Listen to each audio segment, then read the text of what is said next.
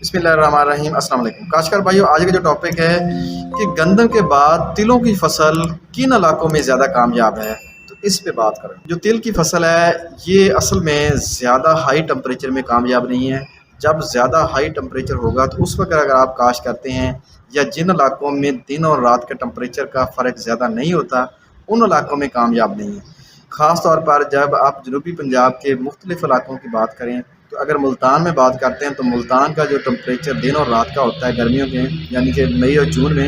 تو اس وقت ٹمپریچر دن اور رات کا تھوڑا سا فرق ہوتا ہے کیونکہ رات وقت کا تو اتنی ٹھنڈ نہیں ہوتی۔ لیکن اگر آپ تھل کے علاقوں میں جیسے یہ بکر لیا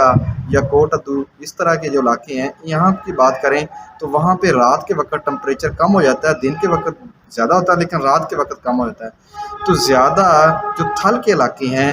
جو تل کی فصل ہے، جو گندم کے بعد کاشت کے لیے یہ زیادہ موزوں ہے، یا جہاں پہ آپ کو پانی اچھا اویلیبل ہو، نہری پانی، تو آپ کھیلیوں پہ اگر کاشت کر لیتے ہیں تو وہاں پہ بھی کامیاب ہو سکتی ہے یہ فصل۔ لیکن زیادہ کامیاب وہی بات کہ جہاں پہ تھل کا ایریا ہے، جہاں پہ رات کے وقت ٹمپریچر کم ہو جاتا ہے، اگر وہاں پہ تل کی فصل گندم کے بعد کاشت کریں گے تو بہت ہی انتہائی کامیاب فصل ہے۔ آپ کم خرچ میں بھرپور منافع لے سکتے ہیں کیونکہ تیل کی فصل کے اوپر بہت زیادہ بیماریوں یا کیڑوں کا حملہ بہت زیادہ نہیں ہوتا ہے،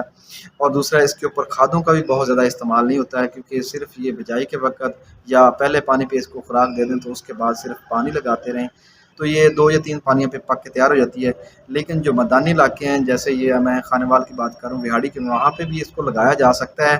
لودھنا کے ایریے میں وہاں پہ بھی لگ سکتی ہے، لیکن وہاں پہ اگر ذمہ دار بھائی ان کو کھیلیوں پہ کاشت کریں تو زیادہ کامیاب ہے کیونکہ وہاں پہ ٹمپریچر دن اور رات کا کم فرق ہوتا ہے تو پانی زیادہ لگانا پڑے گا۔ تو زیادہ اگر پانی لگاتے ہیں تو تل کی فصل کو زیادہ پانی نہیں چاہیے ہوتا ہے تو اس سے اس متاثر ہوتی ہے۔ جب آپ کھیلیوں پہ لگائیں گے تو وہاں پہ اس کو صرف نمی ملے گی تو اس سے کیا ہوگا کہ اس کے اوپر ایک کالر راٹ کی بیماری لگتی ہے، نیچے سے یہ گلنے شروع ہو جاتے ہیں پودے، وہ بیماری نہیں لگتی۔ لیکن اگر آپ